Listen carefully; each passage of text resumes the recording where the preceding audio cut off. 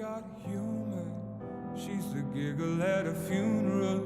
Knows everybody's disapproval. I should have worshipped her sooner.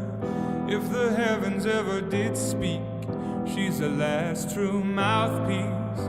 Every Sunday's getting more bleak. A fresh poison each week. We were born sick, you heard them say it. My church offers no absolutes. She tells me worship in the bedroom. La piccola chiesa di San Pietro, risalente al XVI secolo, sorge sull'altipiano del Golgo, su cui versanti si trova il caratteristico paese di Baunei. I was born sick, but I love it. Command me to be well. Yeah. Inserita all'interno di una cumbessira, vi si accede attraverso un semplice cancello di legno che le dona quasi l'aspetto di una piccola chiesa del Far West. Take me to church, I worship like a dog at the shrine of your light. I'll tell you my sins and you can sharpen your knife. Particolarmente interessanti sono alcune pietre, facilmente rintracciabili tra le casette della cumbessira. Una grande lastra di calcare, posta su un appoggio di pietre più piccole, proprio davanti alle costruzioni in pietra, attira la nostra attenzione, in quanto studiosi di antichi segni di protoscrittura del Mediterraneo. God, let me give you my life. If I'm a pagan. Avvicinando lo sguardo al fianco di questa, si possono infatti notare segni di una ancora non ben definita protoscrittura antica, precedente a quelle finora conosciute.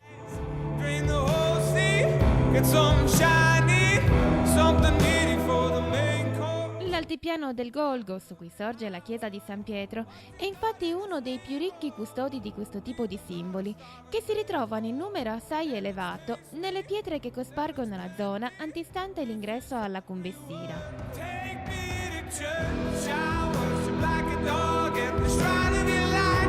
I'll tell you my sins so you can sharpen your knife. Offer me my death instead, the good God, let me give you my life. Take me to church, I worship like a dog at the shrine of your life. I'll tell you my sins so you can sharpen your knife.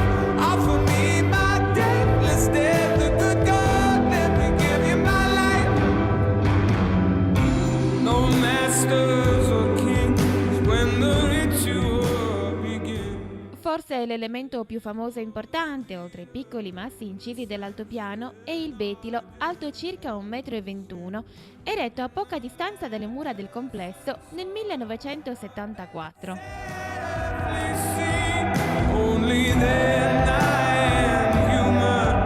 Only then I am. Si tratta di un betilo risalente probabilmente all'età del bronzo, su cui in epoca medievale è stata incisa una faccina.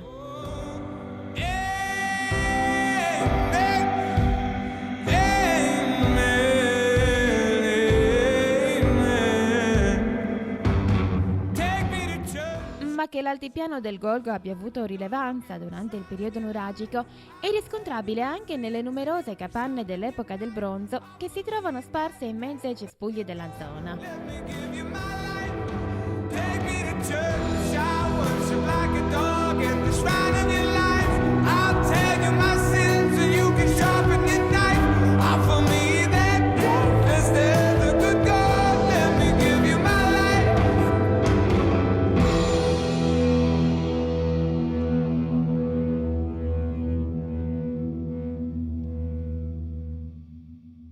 Una curiosità. A poca distanza dalla chiesa, sempre sullo stesso altopiano, si trova un enorme volto umano scolpito nella roccia. Nelle sue cavità oculari sono state recuperate delle Domus Deianas, ovvero piccole sepolture risalenti al Neolitico.